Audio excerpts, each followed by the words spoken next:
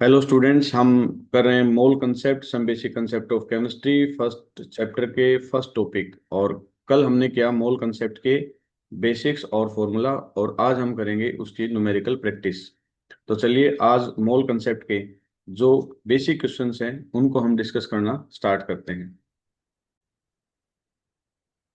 हम last lecture में हमने टॉपिक किया था मोल किस तरह से आइडेंटिफाइड करते हैं, किस तरह से कैलकुलेट करते हैं। तो मोस्ट इंपॉर्टेंट फॉर्मूला है मोल कंसेप्ट का। और नंबर ऑफ मोल्स यदि हमें कभी आइडेंटिफाई करने हो तो उसके लिए ये फोर सर्किल फॉर्मूला है, 1 2 3 4, बहुत ही सिंपल है। और इस फॉर्मूले को यदि हम रेगुलर यूज करेंगे तो समस्या नहीं आएगी। मान लीजिए हमें मास दे रखा है, किसी का भी मास किस में दे रखा है, इन ग्राम्स। और हमें क्या करना है, उसके मोल्स कैलकुलेट करने हैं। क्लियर। तो हम इसका फॉर्मूला इस तरह से लगाएंगे, जैसे फॉर एग्जांपल हमें दे रखा है 9.8 ग्राम टेस्टोस्टेरोन। क्लियर। तो 9.8 ग्राम टेस्टोस्टेरोन हमारे पास है। तो ये हमारी भाषा है। अगर इसको हम केमिस्ट्री की भाषा में कन्वर्ट करना चाहें तो देखो वैल्यू किस में दे रखी है, ग्राम में। हमें किस में कन्वर्ट करना है, मोल्स में। तो जब एरो अंदर की तरफ जाता है तो हम डिवाइड किससे करते हैं, मोलर मास से। We know that mass of एस्टोसोफोर कितना होगा, 2 + 32 + 64, 98 ग्राम होगा। तो हमें यदि इसको में कन्वर्ट करना है तो डिवाइडेड बाय मोलर मास, किसका, जो गिवन मास है, जो यहाँ वैल्यू दे रखी है, उसको किसको डिवाइड करना है, मोलर मास। तो वैल्यू कितनी दे रखी है, 9.8। मोलर मास कितना है, 98। तो ये जो मोल्स बनेंगे वो कितने बनेंगे, इससे 0.1 मोल। आई होप कि कंसेप्ट आपको क्लियर हो गया होगा। यदि हमें ऐसे दे रखा है तो ग्राम में दे रखा है, और हमें मोल कन्वर्ट करने हैं, तो ऐसे करेंगे। और यदि मान लीजिए हमें दे रखा है 5 मोल ऑफ एस्टोसोफोर। अब हमें वैल्यू किस में दे रखी है, मोल। और हमसे पूछा है, ये केमिस्ट्री की भाषा है, हमसे पूछा है बताइए 5 मोल ऑफ एस्टोसोफोर में कितने ग्राम है। तो जब हम बाहर की तरफ आते हैं तो मोलर मास से मल्टीप्लाई कर देते हैं। तो 5 मोल है, और 98 से इसको मल्टीप्लाई करो तो 490 ग्राम हो जाएगा। अब देखो मोल को हमने ग्राम में कन्वर्ट कर दिया, ग्राम को मोल में कन्वर्ट कर दिया। फर्स्ट सर्किल हमारा ऐसे काम आता है। ऐसे ही यदि हम सेकंड पे जाएं यहाँ, तो नंबर ऑफ पार्टिकल्स में या तो हमें एटम्स मिलेंगे या हमें मॉलिक्यूल्स मिलेंगे। इस तरह से मिलते हैं। जैसे फॉर एग्जांपल हमें एक कंसेप्ट कहा जाए, थोड़ा सा इसको कॉम्प्लिकेटेड लेते हैं, कि एक वाटर ड्रॉप है और उस वाटर ड्रॉप का वेट है 18 ग्राम। वाटर ड्रॉप, ड्रॉप पानी की एक बूंद है और उसका वजन 18 ग्राम। उसमें हमसे पूछ लिया जाए कि हाउ मेनी वाटर मॉलिक्यूल्स। कहता है इसमें बताइए कि वाटर के कितने मॉलिक्यूल्स हैं, और हमें पता है कि वाटर का एक मॉलिक्यूल ये होता है H2O। एक मॉलिक्यूल हमसे पूछा, जो 18 ग्राम है पानी की बूंद, इसमें वाटर के कितने मॉलिक्यूल्स हैं। जनरल क्वेश्चन पूछ लिया, मतलब हमें किस में दे दी बात, 18 ग्राम हमें ग्राम में दे दी है। और हमसे नंबर ऑफ पार्टिकल्स, मतलब हमसे किसकी बात कर रहा है, एटम्स की कर रहा है। इसका मतलब हम यहाँ पहुंच गए। इससे जब यहाँ पहुंचेंगे तो रास्ता यहीं से जाता है। तो पहले 18 ग्राम को मोल में बदलेंगे, मोल को फिर पार्टिकल में।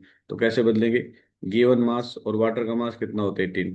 तो ये हमारे पास कितना हो गया, 1 मोल। अब पार्टिकल्स में बदलना है तो बाहर की तरफ लेके आएंगे। तो कितने से मल्टीप्लाई करेंगे, एवोगैड्रो नंबर से। तो 1 मोल इंटू Na, या फिर इसको लिख सकते हैं 1 × 6.023 × 10⁻23 एट। मॉलिक्यूल्स पूछें तो मॉलिक्यूल्स हो जाएंगे हमारे पास, एटम पूछें तो एटम हो जाएंगे। इसका मतलब एक ड्रॉप जो 18 ग्राम वाटर जो ड्रॉप है, उसके अंदर इतने मॉलिक्यूल्स प्रेजेंट होंगे। अगर हमें ये देख के और यहाँ से ऐसे पूछा है तो हमें ऐसे आना होगा इसके अंदर। कंसेप्ट क्लियर हो गया होगा। आई होप कि यहाँ हमें कोई डाउट नहीं होना चाहिए, ये कंसेप्ट हमारा क्लियर होना चाहिए। चलिए आगे थोड़ा सा हम बढ़ते हैं। अब की बार मान लीजिए हमें थोड़ा चेंज करके दे दें। हमें दे दें कि हमारे पास 24 × 10⁻24 जो है एटम्स प्रेजेंट है, एटम्स ऑफ हमारे पास सोडियम। क्लियर। तो इसके अंदर से हमसे 2 3 क्वेश्चन पूछे जा सकते हैं। ये कितने मोल के बराबर है, ये बताइए। या हमसे पूछ लें बताओ इतने एटम्स के ग्राम में कितनी वैल्यू होगी, हमसे कैसे पूछ सकते हैं, मतलब हम यहाँ खड़े हैं 24 × 10⁻⁻24 एटम, या तो इसके मोल पूछे तो हम अंदर की तरफ जाएंगे, तो अंदर की तरफ जाएंगे तो डिवाइडेड बाई एवोगाड्रो नंबर, तो इसको डिवाइड कर दो तो ये कितना हो जाएगा 24 × 10⁻⁻24 अपॉन 6.023 इन 10⁻⁻23, ये चार आएगा, ये काटेंगे तो एक बचेगा, तो हमारे पास होगा 4 × 10⁻⁻1 मोल, तो ये हो जाएंगे 4 × 10⁻⁻1 मोल, मोल में बदल दिया। मान लो इसे ग्राम में पूछा है तो हम बाहर की तरफ आएंगे और यहाँ आएंगे तो किससे मल्टीप्लाई करेंगे, मोलर मास से, तो 4 × 10⁻⁻1 इंटू सोडियम का नंबर कितना होता है 11, मास कितना होता है 23, इसको 23 से मल्टीप्लाई कर दो तो ये जो वैल्यू आएगी 10⁻⁻1, या लिख सकते हैं इसको 9.2 ग्राम, इसका मतलब ये इतने ग्राम के बराबर होंगे। तो देखो यहाँ पार्टिकल दे रखा था और पार्टिकल से हमने क्या बनाए मोल, और मोल से फिर वापस हमने ग्राम बना दी। ऐसे ही हमारे पास जो क्वेश्चन एक और पूछा जा सकता है वो इससे पूछा जा सकता है।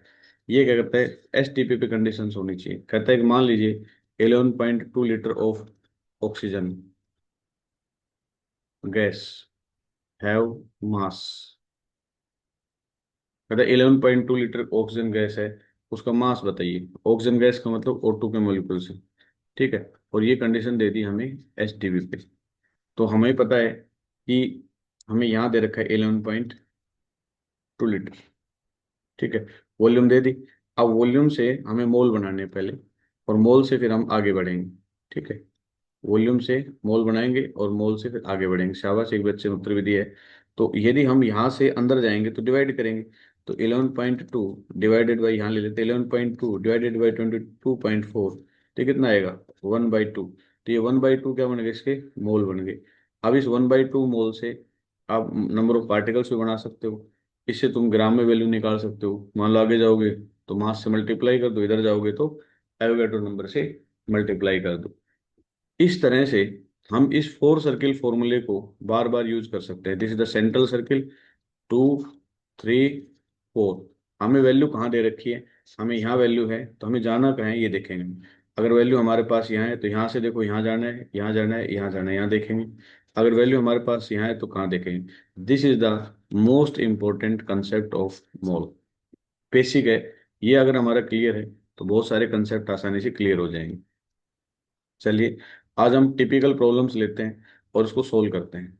हमारे पास ये क्वेश्चंस है, कल भी हमने इसको डिस्कस किया था लेकिन दोबारा से हम इसको डिस्कस करेंगे क्योंकि अब मैंने कोर कंसेप्ट फिर रिपीट किया आपका। तो चलिए स्टार्ट कीजिए, फटाफट सोल्व कीजिए इसका और आंसर पुट कीजिए। Let's be explain the example.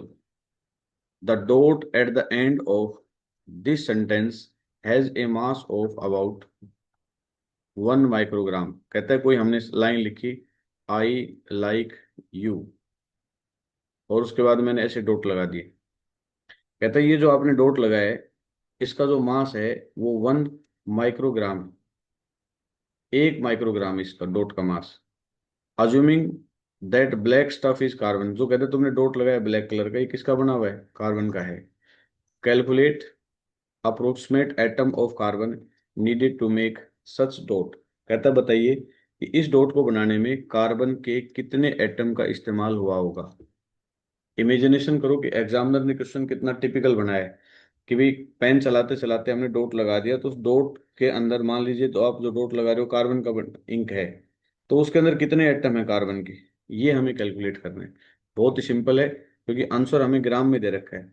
तो अपने पास जो यहाँ कंसेप्ट चलेगा वो फोर सर्किल कंसेप्ट चलेगा, अपने पास फोर सर्किल कंसेप्ट चलेगा। हमें दे क्या रखा है ग्राम दे रखा है, हमसे पूछा क्या है एटम पूछा है, इसका मतलब रास्ता हमारा ऐसे जाएगा। जब इधर जाएंगे तो डिवाइड करेंगे और इधर आएंगे तो मल्टीप्लाई करेंगे Na से और डिवाइड करेंगे मोलर मास, क्योंकि कार्बन का मोलर मास 12 है तो कोई भी संख्या दे रखी है उसको 12 से डिवाइड करेंगे और जब एवोगैड्रो नंबर से मल्टीप्लाई कर देंगे तो हमारे पास एटम आ जाएंगे। बिल्कुल सिंपल फॉर्मूला है, दे क्या रखा है और पूछा क्या है हमसे, इससे हम आसानी से कैलकुलेट कर सकते हैं। तो चलिए हम इसका सॉल्यूशन करते हैं। तो हमें दे क्या रखा था, मैंने बताया आपको कि हमें मास दे रखा है, और मास भी कितना दे रखा है, 1 माइक्रोग्राम। अब 1 माइक्रोग्राम को अगर हम ग्राम में कन्वर्ट करेंगे तो 1 माइक्रोम होता है 10⁻⁶ ग्राम, ये वैल्यू होगी। अब ग्राम को पहले अंदर मोल में कन्वर्ट करेंगे तो डिवाइडेड किससे करते हैं, मोलिकुलर मास से। तो देखो 1.6 को हमने किससे डिवाइड कर दिया, मोलिकुलर मास। ठीक है, अब जैसे मोलिकुलर मास से डिवाइडेड करोगे तो 10⁻⁶ डिवाइडेड बाई 12, तो मोल बन गई। अब मोल को हमें पार्टिकल में बदलना है तो किससे मल्टीप्लाई करते हैं, एवोगैड्रो नंबर से। तो 10⁻⁶ divided by 12 into, Avogadro number कितना है, 6 × 10⁻⁻23, 6 × 10⁻23 हो गया। तो जब हम इसको इस तरह से डिवाइड करेंगे, इसको इस वैल्यू से, तो हमारे पास क्या आ जाएंगे, नंबर ऑफ एटम्स आ जाएंगे कि नहीं आएंगे।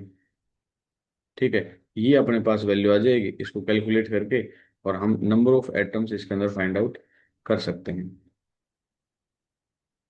ये अपने पास कोर कंसेप्ट है जिसको हम इस्तेमाल करके और आंसर फाइंड आउट कर सकते हैं। चलिए अगले क्वेश्चन पर आते हैं हम। अगला क्वेश्चन बहुत सिंपल सा है, लेकिन एक थोड़ा सा कंसेप्चुअल, इसको डायरेक्ट मैं खुद समझा देता हूँ। कहता है यहाँ हमें which of the following have maximum number of chlorine atom, chlorine atom के बारे में पूछ लिया जाए तो क्लोरीन एटम कितने हैं ये पूछा जाए। तो एक बात हमेशा ध्यान रखें, नंबर ऑफ एटम्स निकालने का सबसे सटीक फॉर्मूला है atomicity, mole into Avogadro number. कभी भी नंबर ऑफ एटम्स निकालने हो तो atomicity, mole, Avogadro number. For example, अब हमें दे रखा 1 ग्राम ऑफ क्लोरीन, तो नंबर ऑफ एटम्स निकालो फर्स्ट में। तो 1 ग्राम ऑफ क्लोरीन के अंदर एटम कितने हैं, क्लोरीन का एक एटम तो एक रखा। उसके बाद एन, नंबर ऑफ मोल्स, तो नंबर ऑफ मोल्स आपको पता है ग्राम में दे रखा है और इधर जा रहे हैं, तो हमारे पास क्या होगा, डिवाइड होगा किससे, मोलिकुलर मास। तो 1/35.5, क्योंकि क्लोरीन का कितना होता है 35.5 इंटू Na, तो ये हमारे पास आता है फर्स्ट। नंबर ऑफ एटम अगले अगले में निकालने, तो क्लोरीन में कितने एटम है, 2 एटम। ठीक है, मास कितना दे रखा है, 1 ग्राम दे रखा है। मोलिकुलर मास कितना हो जाएगा, 2 क्लोरीन है तो 71 हो जाएगा। इसे डिवाइड करेंगे तो हमारे पास ये आंसर आएगा। तो आई होप कि ये आपको क्लियर हो गया होगा कि कभी भी नंबर ऑफ एटम्स निकालने हो तो इस फॉर्मूले से हम आसानी से निकाल सकते हैं। ठीक है, चलिए ये क्वेश्चन आपकी स्क्रीन पे है, फटाफट इसको सोल्व कीजिए। Let's we start to solve this question. मैंने अभी कंसेप्ट आपको क्लियर कर दिया है, तो इसको आप सोल्व कीजिए।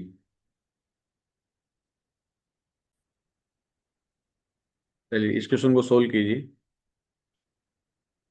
इस क्वेश्चन को सोल्व करने के बाद जब आप मॉड्यूल की प्रॉब्लम लगाएंगे तो आसानी से लग जाएंगी। तो सोल्व कीजिए, ये हमारी स्क्रीन पे क्वेश्चन है।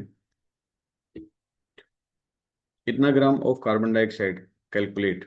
अब इसके अंदर हमें क्या बताने, नंबर ऑफ मॉलिक्यूल्स बताने और वॉल्यूम बतानी है, एसटीपी पर क्या वॉल्यूम होगी, ये दो बातें बतानी। तो आशीष ने कैलकुलेट किया है, तो चलिए देखते हैं आंसर आशीष का गलत है या सही है। तो नंबर ऑफ मॉलिक्यूल्स बतानी है, ग्राम में दे रखा है तो वही सर्किल फॉर्मूला, अगर हमें कोई वैल्यू ग्राम में तो ग्राम से मोल में लेके आएंगे, और मोल से फिर हम क्या निकालेंगे, एटम्स, या फिर क्या निकालते हैं, मॉलिक्यूल्स फाइंड आउट करते हैं। और ऐसे वॉल्यूम पूछा है तो जब हम पहले यहाँ हैं तो यहाँ से यहाँ जाएंगे और यहाँ से फिर कहाँ जाएंगे, वॉल्यूम के पास जाएंगे। तो बहुत ही सिंपल सा है। तो अपने फॉर्मूले को हम सर्किल डायरेक्ट फॉर्मूले से कर सकते हैं या ट्रिक मेथड से कर सकते हैं। तो चलिए एक एग्जैक्ट आंसर हमारे पास क्या आता है। अपने पास सबसे पहले हमसे पूछा है नंबर ऑफ मॉलिक्यूल्स, तो मोल फाइंड आउट करेंगे हम। नंबर ऑफ मोल्स एन की वैल्यू तो given mass upon molecular mass, given मास क्या है, ये मॉलिकुलर मास जो हमारे पास होता है उससे हम उसको डिवाइड कर देते हैं, वहां से हमारे पास नंबर ऑफ मोल्स आ जाते हैं। ठीक है, नंबर ऑफ मोल्स आ जाते हैं। चलिए तो हमसे, चलिए इसको दो तरीके से सोल्व कर रखा है इसको, तो अपने दूसरे तरीके से लगाएंगे हम। अपना ये तरीका भी है, दूसरा तरीका भी लगाते हैं, हम लगा लेते हैं ये वाला फॉर्मूला। हम यहाँ है 4.4 इंटू 10⁻⁻19, हम अंदर जा रहे हैं तो कार्बन डाइऑक्साइड है 44 से डिवाइड करेंगे तो 4.4 इंटू 10⁻⁻19 अपॉन 44, ये मोल हो गए। अब हमें मॉलिक्यूल्स निकालना है, तो अंदर की तरफ आएंगे तो किससे मल्टीप्लाई करेंगे, एवोगैड्रो नंबर से। तो 4.4 into 10⁻⁻19 upon 44, into Avogadro number. Avogadro number आपको पता है, या तो इसको एवोगैड्रो नंबर को रख लो या इसके साथ कर दो इस तरह से Na, और इससे इसको डिवाइड करोगे तो ये हो जाएगा 10 टू पावर, एक इसकी वैल्यू हटेगी ना, तो ये हो जाएगा 10 टू पावर -20 N। आप ऐसे गए ऐसे किए, देखो ये 10 टू पावर -20 N आ गया। ऐसे यदि आपको वॉल्यूम फाइंड आउट करनी है तो यहाँ से आगे चले जाओ। जब हम बाहर की तरफ जाते हैं तो वॉल्यूम से क्या कर देते हैं, इसको मल्टीप्लाई कर देते हैं 22.4, तो इसको मल्टीप्लाई कर दो तो 4.4 10 टू पावर -19 अपॉन 44 इंटू 22.4, तो ये लगभग 2 से डिवाइडेड हो जाएगा। तो ये कितना जाएगा, इसको डिवाइड करेंगे तो ये 22 या इसको 44 करो तो 0.1, एक वैल्यू इसकी घट जाएगी, यहाँ बढ़ जाएगी, तो ये आ जाएगा अपने पास 22.4 इंटू 10 टू पावर -20। तो ये अपने पास सेकंड आंसर आ गया। यहाँ थे हम, यहाँ से यहाँ गए और उस सर्कल से फिर नीचे की तरफ आए, या फिर इसको हम इधर अंदर की तरफ ले गए। तो इस तरह से हम इस आंसर्स को मेंटेन कर सकते हैं और हमें दिक्कत नहीं आएगी। चलिए, find number of gram atom of oxygen, कितना centimetre cube of carbon dioxide at S T P. Gram atom का मतलब मोल ही फाइंड आउट करने के लिए हमें कह रहा है। तो अगर हम इसमें सोल्व करें तो वही हमारे पास क्वेश्चन है कि नंबर ऑफ ग्राम एटम या नंबर ऑफ एटम्स हमसे फाइंड आउट करने की बात कर रहा है। ठीक है, sorry, number of moles find out करने की बात कर रहा है। तो मोल हम कैसे फाइंड आउट करते हैं, गिवन मास अपॉन मोलिकुलर मास। हालांकि ये बात किस में दे रखी है, वॉल्यूम में दे रखी है। तो गिवन मास में हमें क्या दे रखा है, वॉल्यूम दे रखी है 1120, और फिर उसको एस टी पी पे किससे डिवाइड कर देते हैं, मोल में कन्वर्ट करने के लिए 22.4 लीटर से डिवाइड कर देते हैं। ठीक है, इससे हम डिवाइड कर देते हैं। तो कई बच्चों ने, अनुश्री और इन्होंने कैलकुलेट भी कर दिया इसको। तो हमने क्या कर दिया, नंबर ऑफ मोल्स निकालने का तरीका क्या है, given mass upon molecular mass. तो गिवन वॉल्यूम दे रखी है, तो गिवन वॉल्यूम हमारे पास कितनी थी, 1120 थी। ठीक है, और इसको हमने किससे डिवाइड कर दिया, 22.4। तो या तो इसको लीटर में बदलो, तो 1120/1000 कर देते हैं हम, तो ये हमारे पास किस में हो जाएगी, लीटर के अंदर हो जाएगी। तो इस तरह से इस वैल्यू को रख के और आप सोल्व कर सकते हैं। तो नंबर ऑफ मोल्स हमसे पूछा था, find the number of gram atom of oxygen. Gram atom का मतलब है नंबर ऑफ मोल्स की हमसे बात कर रहा है।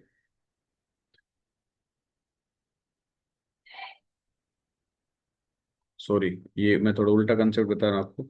ये कह रहे find the number of gram atom of oxygen. Okay, ये आंसर इसका जो सॉल्यूशन ये गलत है, हम अपने तरीके से करेंगे इसको। ये सॉल्यूशन इसका गलत है। हम क्या करेंगे, एक मिनट, यहाँ सॉल्यूशन हम अपने तरीके से करेंगे। नंबर ऑफ ग्राम एटम का मतलब मोल फाइंड आउट करना है, और ये हमें वॉल्यूम दे रखी है। तो वॉल्यूम को पहले लीटर में कन्वर्ट करेंगे और इसको 1000 से डिवाइड करेंगे। ठीक है, तो ये अपने पास जो लीटर हो जाएगा। अब क्लियर हो गया। अब हमें number of atom find out करने हैं। तो ये जो 1120/1000, या इसको 1120 को 1000 से नहीं भी करते, ये भी रखते हो, तो यहाँ हम क्या कर लेंगे, 1120 22,400 से डिवाइडेड कर देंगे। जब ये कर दोगे तो इधर जब आएंगे तो इसको किससे मल्टीप्लाई करेंगे, एन ए से। तो 1120/22,400 और एन ए से मल्टीप्लाई करेंगे तो ये हमारे पास ग्राम एटम, ये तो एटम मिल जाएंगे, और यहाँ जो मिलेगा वो सिर्फ हमें मिलेगा ग्राम एटम, या फिर इसको कह सकते हो मोल। ये आंसर आएगा इसका, सॉल्यूशन उसका गलत था। इसका आंसर बताइए। वो 6.4 gram of unknown gas occupies इतना litre volume at S T P, then find out the unknown gas. ये इसका जो मैं पीछे डिस्कस कर रहा था वो इसका सॉल्यूशन है। तो इतना gram of unknown gas occupies इतना litre volume at S T P. ठीक है, then find the unknown gas. Unknown gas का हमें बताना है। तो गैस अगर हमें फाइंड आउट करनी है तो हमें उसका मोलिकुलर मास क्लियर हो जाना चाहिए। तो यदि हमें उसका मोलिकुलर मास क्लियर हो जाता है तो सॉल्यूशन अपने आप हो जाएगा। तो हमारे पास क्या आना चाहिए, उसका मोलिकुलर मास निकालना है। तो नंबर ऑफ मोल्स का जो फॉर्मूला होता है हमारे पास, एन, वो क्या होता है, गिवन मास अपॉन मोलिकुलर मास, यही तो होता है। अब हमारे पास गिवन मास कितना है, 64। ठीक है, और ऑक्यूपाइज इतना litre of gas at occupies तो हमारे पास मोलर मास हमें फाइंड आउट करना है, तो उसके लिए मोल चाहिए, तो मोल से पहले हम इधर आएंगे, तो 2.2 अपॉन 22.4 इसको डिवाइड करेंगे तो हमें क्या मिल जाएंगे, मोल। और मोल से फिर हम क्या फाइंड आउट कर लेंगे, मोलर मास। हमारे पास क्या है, वॉल्यूम दे रखी है, तो वॉल्यूम से सीधा हम क्या बनाएंगे, मोल बनाएंगे। मोल पता लग जाएंगे, और मोल क्या होता है, given mass molecular mass. Molecular mass निकालना चाहें तो ये इधर हो जाएगा, मोल नीचे की तरफ आ जाएगा। तो अपने पास देखो यही वैल्यू आएगी। गिवन मास कितना है, 6.4 हमने रख दिया, ठीक है। और वॉल्यूम लीटर के अंदर कितनी है, ये है। ये हमने इसको जब ऊपर लेके जाएंगे तो डिवाइडेड हो ही जाएगी, तो अपने पास ये आंसर आएगा 4। चलिए नेक्स्ट पे आते हैं हम। ये कहता है, बहुत अच्छा क्वेश्चन है। इतना molecules are removed from 63 milligram of HNO3, then remaining number of moles of HNO3 are. Question बहुत सिंपल भाषा में दे रखा है। ये कह रखा है कि मान लीजिए इतने मोलिक्यूल्स हैं, कोई 63 मिलीग्राम हमारे पास क्या है, HNO3 है, ठीक है। उसमें से हमने 3 × 10⁻20 मोलिक्यूल्स रिमूव कर दी, बाहर निकाल दी, ठीक है। Then remaining number of moles of HNO3, तो कहते हैं कितने मोल इसके रह गए, इतना अगर इसमें से निकाल दिया जाता है तो कितने इसके अंदर रह गए। तो दोनों की यूनिट हमेशा सेम होनी चाहिए। मान लो आप इतने मॉलिक्यूल्स रिमूव कर रहे हो, तो पहले जो भी क्वांटिटी दे रखी है उसको किस में बदलना पड़ेगा, मॉलिक्यूल्स में। और फिर उस मॉलिक्यूल्स में इस वैल्यू को घटा देंगे, तो आंसर हमारे पास किस में आएगा, मॉलिक्यूल्स में। और मॉलिक्यूल को फिर तुम्हें किस में कन्वर्ट करना होगा, मोल्स में। तो उसके लिए मॉलिक्यूल्स को मोल में कन्वर्ट करने के लिए एवोगैड्रो नंबर से क्या करना पड़ेगा, उसको डिवाइड करना पड़ेगा। तो पहले ही जो ग्राम में दे रखी, पहले दोनों यूनिट बनाएंगे, ये मोलिकुल में होगी, ये मोलिकुल में होगी, उसके बाद फिर हम आगे बढ़ेंगे। तो चलिए पॉइंट टू पॉइंट आते हैं। हमारे पास जो कंसेप्ट दे रखा है, वो इनिशियल मोल्स ऑफ HNO3 कितने हो जाएंगे, given mass upon molecular mass, तो 10⁻³ मोल हो जाएंगे, ठीक है। तो मोल्स हमारे पास कितने हो गए, 10⁻³ मोल्स। यदि हमें इसके नंबर ऑफ मॉलिक्यूल्स चाहिए, तो नंबर ऑफ मॉलिक्यूल्स HNO3 के कितने निकालेंगे, मोल से मॉलिक्यूल बनाने के लिए एवोगैड्रो नंबर से मल्टीप्लाई कर देंगे, तो ये हमारे पास मॉलिक्यूल हो गए। अब कहते हैं रिमेनिंग मॉलिक्यूल्स, तो ये जो टोटल है, इसमें से कितने निकाल दिए हमने, ये निकाल दिए, तो टोटल हमारे पास ये थे। इसमें से हमने कितने निकाले, ये कॉमन डिजिट आ गई, तो अपने पास आंसर ये आ गया। तो इतने मॉलिक्यूल्स हमारे पास बच गए। उसके बाद मोल फाइंड आउट करना है हमें। तो मोल कैसे फाइंड आउट करते हैं, जो मॉलिक्यूल्स दे रखे हैं वो उसका एवोगैड्रो नंबर से डिवाइड कर देंगे, तो हमारे पास क्या आ जाएंगे, मोल आ जाएंगे। इस तरह से हम इसको फाइंड आउट कर सकते हैं। आई होप कि क्लियर हो गया होगा सभी। बहुत ही अच्छा क्वेश्चन दे रखा है। आपका जो मॉड्यूल में कंसेप्ट सोल्व करेंगे तो वहाँ क्वेश्चन आपको जरूर मिलेगा। कहता है इक्वल मास दे रखा है किसका, हाइड्रोजन ऑक्सीजन और methane have taken in a container, और टेम्परेचर कितना दे रखा है, 27 डिग्री सेल्सियस। एक कंटेनर है, उसके अंदर हाइड्रोजन, ऑक्सीजन और मीथेन, इक्वल मास, सभी का मास जो है वो क्या है, बराबर है। Have taken in a container at 27 degree Celsius at identical conditions. The ratio of the volume of gases, जो गैस लिए हैं उनकी जो वॉल्यूम है, उनका रेशियो हमारे पास क्या होगा, कितने कितने वॉल्यूम की गैसेज होंगी। ये कंसेप्ट हमें जानना बहुत जरूरी है, ठीक है। तो चलिए हम बहुत ही सिंपल तरीके से इस प्रॉब्लम को सोल्व करेंगे। हमें पता है P V is equal to क्या है, nRT। आर क्या है यहाँ, कांस्टेंट है, तो और पी जो है वो भी कांस्टेंट हो गया, प्रेशर क्या कर रखा है, सेम है, ठीक है। तो हमें पी कांस्टेंट है, आर कांस्टेंट है, तो वॉल्यूम डायरेक्टली प्रोपोर्शनल किसके होगी, नंबर ऑफ मोल्स के। सिंपल सा है, जिसके मोल ज्यादा आएंगे उसी की वॉल्यूम का रेशियो उसी हिसाब से सेट होगा।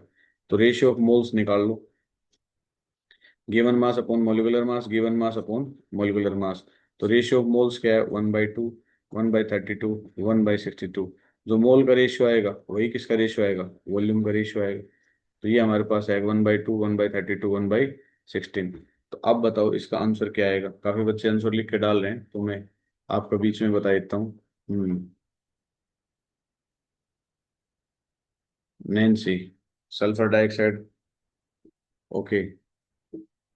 तो हमारे पास जो रेशियो आएगा वो 1/2, रेशियो 1/32, रेशियो 1/16। तो यदि इसमें से मैं 32 कॉमन ले लूँ तो ये 16 होगा, ये एक होगा और ये होगा। तो बताइए कौन सा ऑप्शन बना हमारे पास, 16, 1, 2, थर्ड ऑप्शन की फॉर्मेशन हमारे पास हो रखी है। तो आप लोग आई थिंक ये क्लियर हो गया अगर आप कर लेंगे। लवनीत का आंसर है सी, सही है। चलिए आगे देखते हैं हम इसको। ऐसे क्वेश्चन हमारे पास मिलते हैं तो उनको आसानी से हम सोल्व कर सकते हैं। ये मैंने बता दिया आपको। ये दे रखा है, लास्ट क्वेश्चन है और आज के लेक्चर का लास्ट क्वेश्चन। शाबाश, इसको सोल्व करेंगे हम। Two molecules X and Y combine together to form two different compound XY2 XY3। कहता है X और Y कंबाइन हुए और इन्होंने दो अलग अलग कंपाउंड बनाए, XY2 और X2Y3। कहता है यदि इसके मोल कितने, 0.5 मोल, और हैज ए मास ऑफ इतना ग्राम इतने मॉलिक्यूल्स, दूसरे का है मास इतना है, then calculate the atomic mass of X and Y. थोड़ा सा क्वेश्चन को टिपिकल करने की कोशिश कीजिए, ज़्यादा टिपिकल नहीं है तो आसानी से सोल्व हो जाएगा अगर इसको हम फाइंड आउट करेंगे तो। ध्यान से देखें। सबसे पहले हमें जो दे रखा है XY2 को लेके चलते हैं, इसके मोल निकालते हैं, given mass upon molecular mass. तो देखो इसके मोल ऑलरेडी हमें 0.5 मोल दे रखे हैं, तो गिवन मास अपॉन मोलिकुलर ये दे रखा है। इसका मोलिकुलर मास निकाल लेंगे इससे, तो इसका मोलिकुलर मास हमारे पास आ जाएगा ये, तो 100 के आसपास आ जाएगा। क्लियर। ऐसे ही हम सेकंड केस हमारे पास है, उसके अंदर भी हम गिवन मास अपॉन मोलिकुलर मास का फॉर्मूला लगाएंगे, तो गिवन ये दे रखा था मोलिकुलर, तो हमारे पास उसकी वैल्यू कितनी आ जाएगी, 170 के आसपास आ जाएगी। क्लियर। अब हम एक फॉर्मूले के हिसाब से चलते हैं कि हमारे पास मान लो ये है XY2, तो आपने क्वाड्रेटिक इक्वेशन पढ़ी होगी, तो अगर इसको A मान लें और इसको B मान लें तो ये क्या हो जाएगा, 2B इजिकल टू कितना हो जाएगा, 100। तो ये एक इक्वेशन बन गई। दूसरा हमारे पास कितना दे रखा है, 170 दे रखा है। ठीक है, तो 170 वाला क्या फॉर्मूला है, X2Y3, तो ये मान लो 2A है, ये क्या है 3B इजिकल टू कितना हो जाएगा, 170। आई होप ये कंसेप्ट क्लियर हो गया। इस तरह से दो इक्वेशन बना के ए और बी की वैल्यू हम क्या करेंगे, फाइंड आउट कर लेंगे। अब हम ए और बी की वैल्यू रख देंगे। XY2 में यदि आप रखोगे तो 1 × A 2B इजिकल टू 100। ये तो हमने इक्वेशन बना दी फर्स्ट और सेकंड, और इसको कैलकुलेट करके निकालोगे तो ए की और बी की वैल्यू आएगी, तो ए की वैल्यू 30 आएगी, बी की वैल्यू 40 आएगी। तो ए का जो मास होगा 40 होगा और बी का कितना होगा, 30 होगा। तो आज हमने जो समझा जाना वो मोल कंसेप्ट की प्रॉब्लम्स को देखा, और जो नेक्स्ट लेक्चर होगा उसके अंदर हम आगे इस टॉपिक को कवर करेंगे। आई होप आपको बहुत अच्छा समझ में आया होगा, और अगले टॉपिक में हम मोल कंसेप्ट की एप्लीकेशंस पढ़ना स्टार्ट करेंगे। थैंक